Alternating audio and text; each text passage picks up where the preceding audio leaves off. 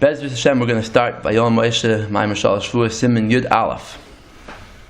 And as a little background for this Siman, Rabbi was talking about in the previous Siman, the Shalosh Shevuos, and particularly the Shevuos Shelo Yalug B'Choyma, according to Rabbi Zera, who learns that it's going on Klal Yisrael, it's not going on the Yachid.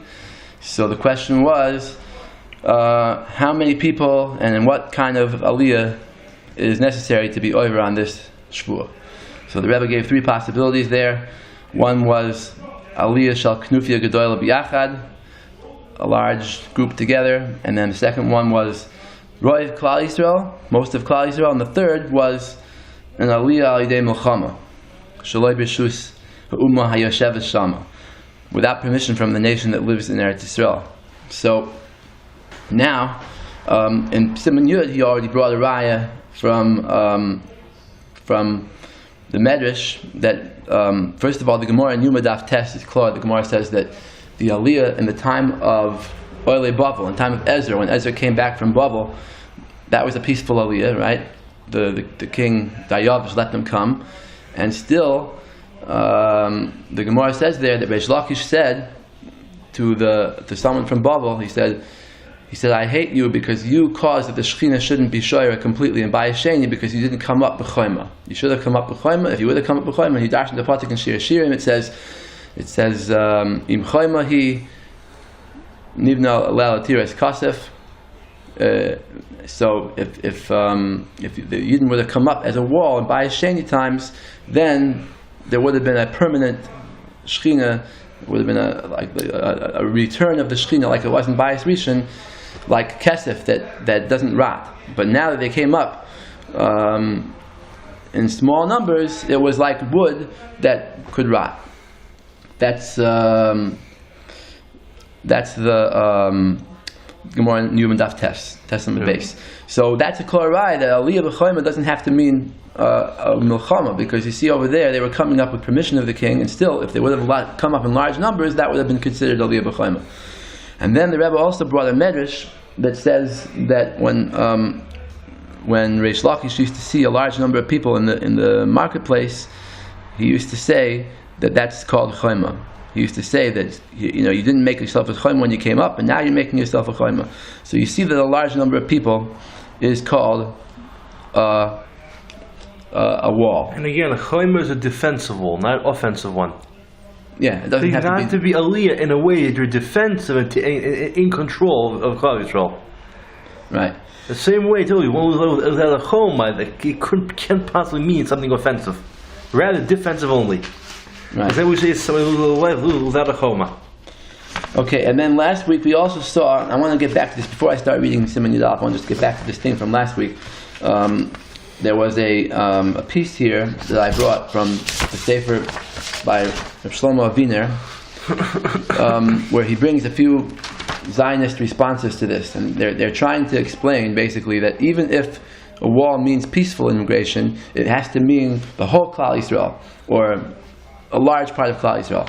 So two of the rayas were, and I'm going to explain how these rayas are not rayas. Listen, two of the rayas were that first of all, it doesn't have to be, this person is, Rabbi Yellen, said that it doesn't have to be that everyone came up at once together. It doesn't have to be, it has to be that they come up all at once together, to be oila b'choyma. That's what he says. And therefore, the state of Israel didn't violate that because they came slowly, bit by bit, over a long period of time. And he says, what's the raya? That by Sheni, at the beginning, only a few people came, and it wasn't considered choyma, even though later on a lot more people came, right? But you see, that's not called choyma. That's his raya. And then the other one, Reb Meir Blumenfeld, said that choyma means the whole Klal Yisrael, or at least for sure more than half. And he bases it on the Gemara in Yuma. The Gemara says that it was only a small number, and that wasn't called choyma. Choyma has to be more than half. So, what they're asking to put together, these two questions are like a manashach. They're like saying like this: in the time of Bavel, in the time of Oile Bavel from Ezra, right? What do we look at? Do we look at a gradual immigration as being all together? Do we mitzaref it together and make one out of it, or not? So if you say you're going to be mitzaref it together, over the time, then you see from this that in the time of Bayis Sheni, a lot of Yidden came, and that wasn't called Choyma. Because the Gemara in Yuma Daf Tes says it wasn't Choyma. Elamai, so then the state of Israel is mutter. Elamai, you're going to say that you're not mitzarefet, so even though later on maybe they came, but since you're not mitzarefet, it's not an aliyah b'choyma. So the state of Israel is right to not an aliyah b'choyma. This is basically what they're asking. A miman shach. What's a miman shach? What? What's a miman shach? Miman shach is like, the question is shver no matter what you do. If you're going to say that you combine the groups that came up, small groups came up one at a time. Ezra came up with 42,000, and he's assuming more people came up later, because eventually a good part of Klal Yisrael was in Eretz Yisrael by Sheni, right? Yeah. We don't hear much about Babel. You look in the history books, you don't hear much about Babel in the Gemara during Bayis Sheni times. Later on, there's Talmud Bavli and everything. But so he's assuming most people came, or half the people came eventually. So the question is, if you're combining them all together, then you see that half the people, or more than half, is not called Choyma. You got to have everybody. Elamai, you're going to tell me you don't combine them together. You only take each group separately. So then, what's wrong with the state of Israel? Basically, yeah. And they also say the United Nations voted in favor, but that wasn't valid. The Zionists, they would bribe the Latin American diplomats. Right. They gave them like $1 million. I mean, this fellow Samuel Zamari to vote in favor against the government's wishes. True. But even if the 2/3 would have been in favor, the main thing is the nation living there wasn't in favor. Well, the UN don't even have sovereign power, so what in the world? Right. Yeah. Okay, so basically what I want to say is like this. The first teretz I want to say right now, and the next one I'll say in Yud Beis when we get to the Pnei Yeshua. But the first thing I want to say is that it could be, and it's very likely to say that the pshat is like this, that when you're talking about when a king gives permission, when Yirmiyahu Navi said, after 70 years, there's going to be a return. And I'm going to return you. I'm going to bring you back to Eretz Yisrael. And it happened. Came along, Daryavish, and he gave permission to come back. So they were supposed to come up. B'chayma. They were supposed to come up in large numbers all at once. They weren't supposed to go slowly over a period of 200 years. Yes. So that was the time on them. So do we look at the mitzdarif? Do we look at the groups all combined into one? No, we don't, because we wanted them all to come up at once. That was Reish Lakish's attack on the Bnei Bavel. Yes. But when it comes to the Isser of the Shevuos Shelo Ya'al B'chayma, then it doesn't work that way. Then you're not supposed to come up at all, even in groups, even slowly. Because if the end result is going to be a large presence of Yidden in Eretz Yisrael, that's a steer to Galus. Galus is that Yidden have to be in Chutz La'aretz. So if over 100 years it comes out that Rav Klal Yisrael is in Eretz Yisrael, no good. That's a Aliyah B'chayma. Okay, the other thing is the Pnei Yeshua, I'll just say it quickly now, the Pnei Yeshua is going to say there really was no second Aliyah in Bible times. That all the Yidden who were in Bayis Sheni really all descended from those few that came up. And the Pnei Yeshua will use that to answer up a couple because of questions. Because majority didn't return. Those on Babel did, but they were still left in Persia, in right. Egypt, etc., etc. Right. Even Syria, you were mentioned about, what to do in Syria. Right, Syria, yeah. Okay, so let's start Yud Aleph now. He's going to bring a raya from the Kol, the Yefei Kol, which is a sefer by the Reb Shmuel ben Yitzchak Yaffa from the 1500s in Constantinople. He wrote a sefer, a Pirush on the Medrash, and it's going to be a raya that even a aliyah with permission is called aliyah b'chayma. Let's take a look. Uv'yefei kol mimarash Yaffa, Baal Yefei Toyar, Al Shir Hashirim. He also wrote another Pirush called the Yefei Toyar. Okay, and it's a Pirush on Shir Hashirim. The pasuk Hishbati Eschem. And it's on the pasuk of the Shalosh Shevuos, which is based pasuk Zayin Hishbati Eschem. Shechashav Sham b'Medrash Hagimel Shevuos. The Medrash there enumerates the 3 oaths. So Hebi Pirush Rashi, he brings down Rashi in the Gemara in Kesubas Daf Kufid Aleph. Shepirish al Shelo Ya'al B'chayma Yachad Biyad Chazaka. The Rashi says these enigmatic words together with a strong hand, which the reason why it's enigmatic is because the Yad Chazaka sounds like it means with a Milchama, and Yachad sounds like it just means a large group. Okay, but Kostav is Elishainai. And on this, the Marash Yaffa comments, V'kasha, de'ein mered gadol mizeh. There's no greater rebellion than this. V'achar demashbiyah shelo yimudu b'malchus, halamali. So after there's another shvuah that they shouldn't rebel against the kingdoms, so why does it have to also say a shvuah shelo ya'al b'chayma, which he's touching, means the milchama? Yeah, right, because there were some, Zionists who say Ya'al B'choma alone means with a strong, with war. But there's a second one after rebelling against kings, and that they left out. Right. So they ain't see the Shevuos in full. They don't get the first, not the second. Right, they're looking at the first one. They're saying it means with the Milchama. Well, if that's what the first one means, then the second one, right. second one also covers that. So why do you need two for? Yeah. This is his question. V'yesh loymar. So here's his first teretz. The Sachadaitach Amina that I would have thought that that the shvua of rebelling against the kingdoms is only said while the Jewish people is still living under them. And if you look inside, I have it here. I think the Rebbe is skipping out a few words here. I think he says here that it means taxes. Take a look. You have it on there. It's on page 1, highlighted. He says in the third line, that's what we're up to now. Yes. Fourth line, really. To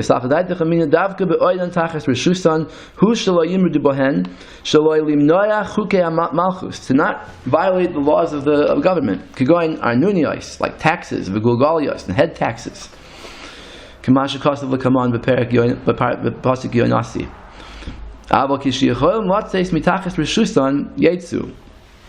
if they could go out, break out of the country and escape, then that wouldn't be called rebellion. Therefore it says, they can't go out of the country until they're redeemed by Mashiach. Right, so not to mean that don't break the government's laws and don't cheat on taxes. Right. However, you might think maybe if we escape the government is allowed, that will be exempt from this. Right, because they're not. Right, but no, but there's you're not allowed to break free from the government and try to exempt yourself from taxes. Right.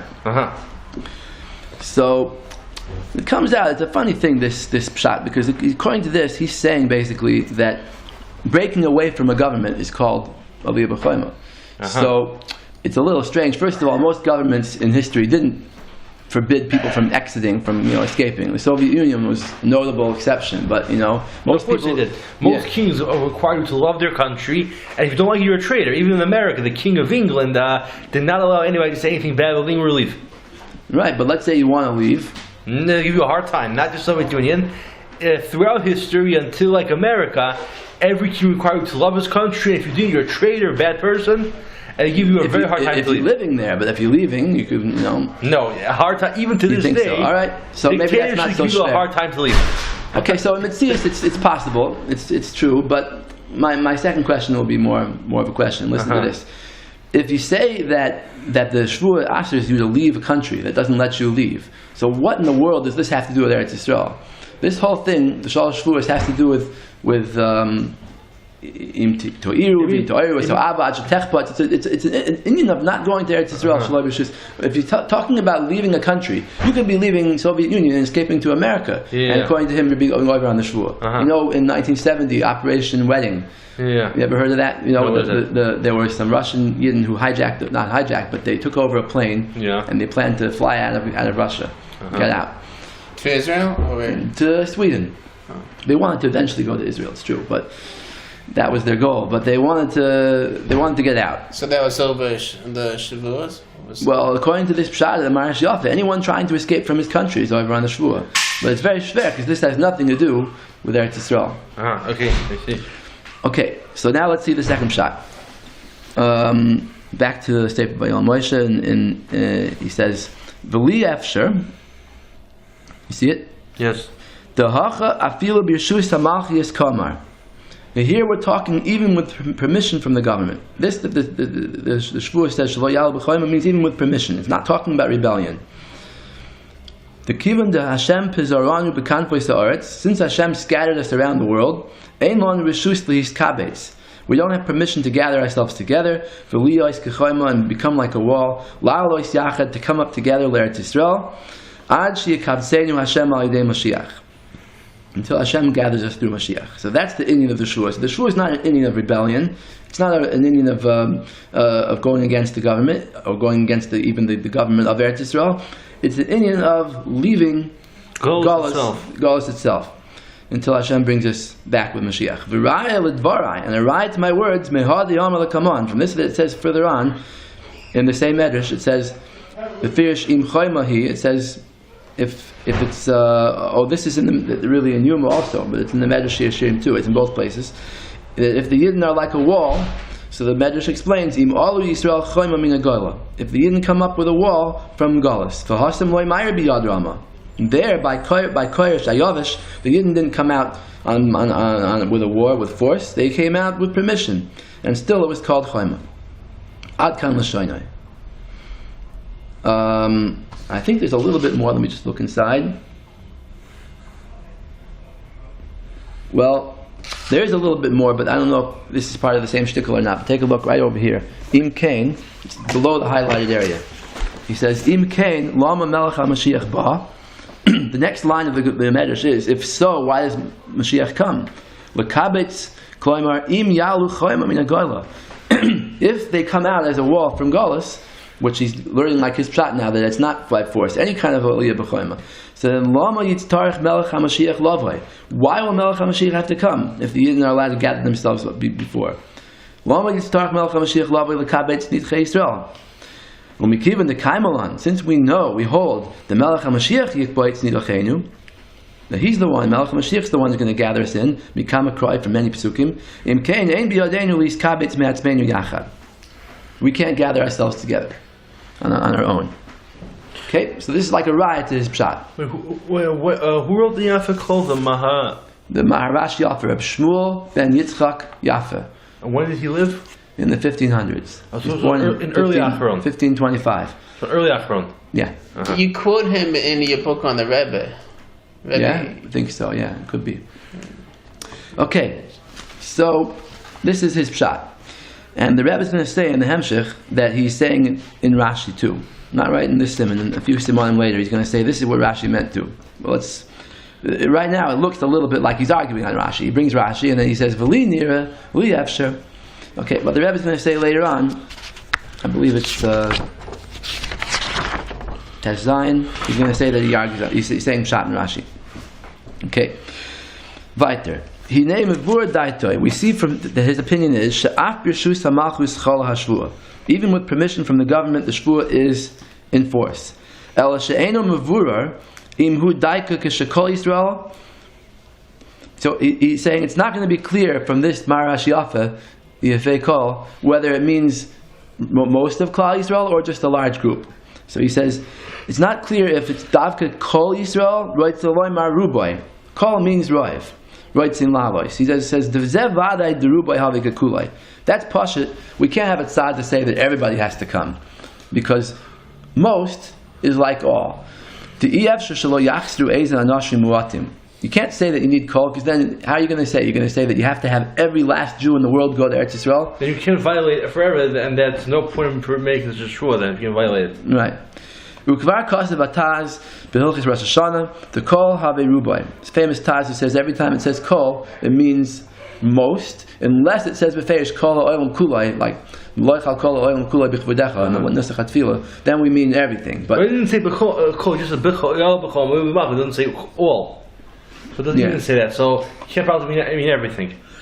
Okay, so for sure it's not kol, but maybe it's roiv. And the second side is oy efsher imhu knufia gedola. It could be, it means a large group af she'eno roiv Yisrael, even though it's not most of the Jewish people. Gam kein hu b'chlal zeh. That might also be included in this. What's knufia?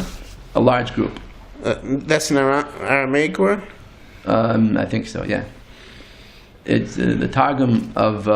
Or maybe in the Gemara, the words kanfi, michnafi, it always means to gather together. It's the Aramaic word. Okay, so this concludes Siman Yud Aleph. Anything to ask? Any questions? I'm not sure what to ask.